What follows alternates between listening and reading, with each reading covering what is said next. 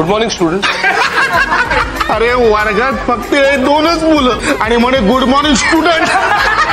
Good morning sir. मी तुमचा नवीन प्रोफेसर भीमराव रामजी आंबेडकर.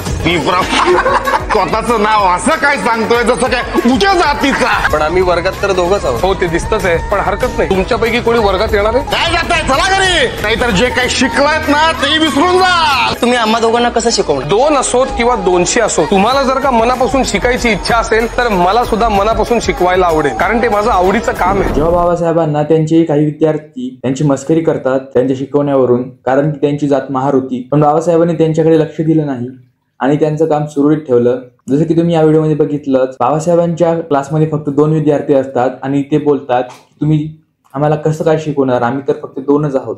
तर बाबासाहेब म्हणतात 2 असो की 200 असो, जर तुम्हाला शिकायची आवड असेल तर मी तुम्हाला नक्की शिकवेल, कारण हे माझं आवडतीचं काम आहे. बाबासाहेबांना किती त्रास सहन करावा लागला, किती कष्ट करावे लागले आपल्यासाठी, आपल्या समाजासाठी, आणि त्यांनी आपला उद्धार केला. बाबासाहेब होते म्हणून आज आपण आहोत. आणि ते बाबासाहेबांचे काही विद्यार्थी वर्गाबाहेर थांबले पण वर्गात आले नाहीत, कारण त्यांची जात महार. आज आपल्यासोबत असं होऊ शकतं का? कारण आपल्याला बाबासाहेबांनी एक संविधान बनवून दिलं.